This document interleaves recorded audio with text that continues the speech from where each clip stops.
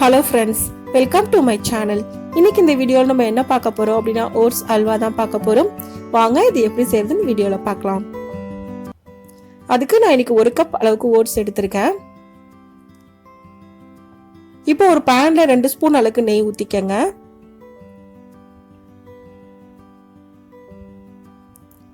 நெய் நல்லா சூடானதுக்கு அப்புறமா நம்ம ஓட்ஸ் அதில் ஆட் பண்ணிடலாம். ஆட் பண்ணிட்டு நல்லா ஃப்ரை பண்ணிக்கங்க. மீடியம் ஃப்ளேமில் வச்சு பொறுமையாக ஃப்ரை பண்ணணும். 2லேருந்து 3 நிமிஷம் போல் ஃப்ரை பண்ணால் போதும். இது நல்லா ஃப்ரை ஆயிரும்.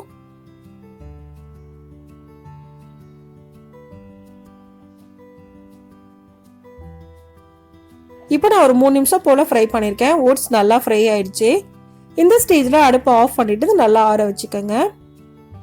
இப்போ ஓட்ஸ் ஃபுல்லாக நல்லா ஆறிடுச்சு. இதை ஒரு மிக்ஸி ஜாரில் நம்ம ஆட் பண்ணிக்கலாம்.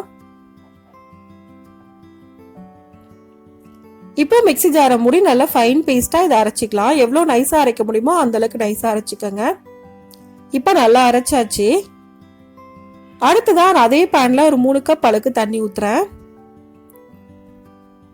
1 கப் அளவுக்கு ஓட்ஸ் நீங்கள் எடுத்திருந்தீங்க அப்படின்னா 3 கப் அளவுக்கு தண்ணி சரியாக இருக்கும்.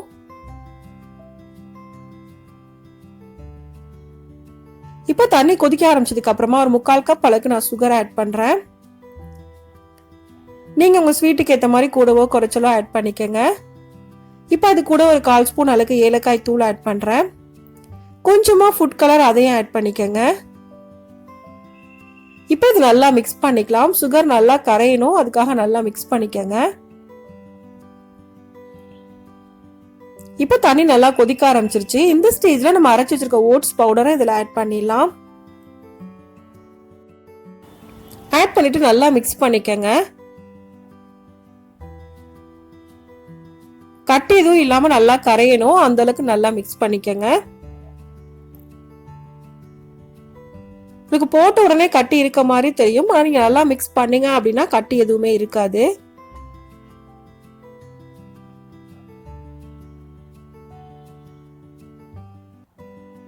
இப்போ ஓரளவுக்கு மிக்ஸ் பண்ணதுக்கு அப்புறமா இந்த மாதிரி பீட்டர் வச்சு நீங்க மிக்ஸ் பண்ணீங்க அப்படின்னா கட்டி எதுவும் இருக்காது.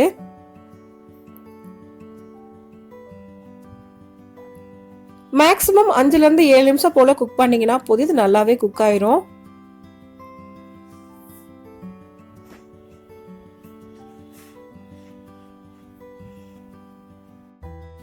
இப்போ நான் ஒரு 7 நிமிஷம் போல குக் பண்ணியிருக்கேன். இந்த அளவுக்கு நல்லா குக் ஆயிருக்கு.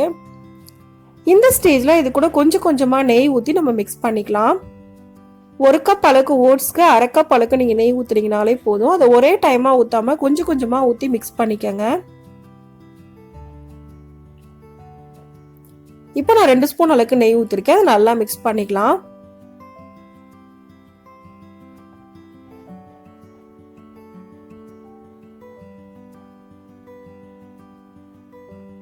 இது நல்லா மிக்ஸ் ஆனதுக்கு அப்புறமா கொஞ்சம் கொஞ்சமா பேலன்ஸ் இருக்க நெய்யை நம்ம ஊற்றிக்கலாம்.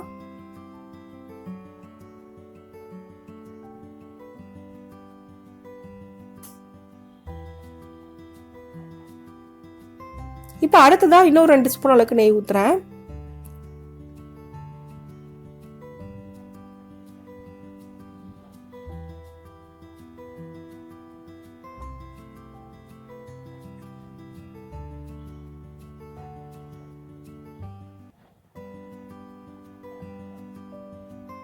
இப்போ நல்லா மிக்ஸ் பண்ணியாச்சு.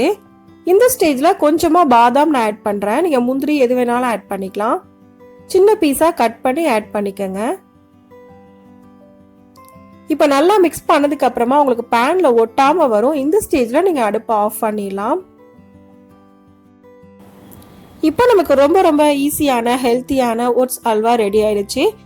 எப்போவுமே ஒரே மாதிரி அல்வா பண்ணாமல் இந்த மாதிரி வித்தியாசமான அல்வா நீங்களும் செஞ்சு பாருங்கள். இந்த வீடியோ உங்களுக்கு பிடிச்சிருந்தா லைக் பண்ணுங்க, ஷேர் பண்ணுங்க, கமெண்ட் பண்ணுங்க. மறக்காம சேனலை சப்ஸ்கிரைப் பண்ணுங்க. தேங்க்ஸ் ஃபார் வாட்சிங்.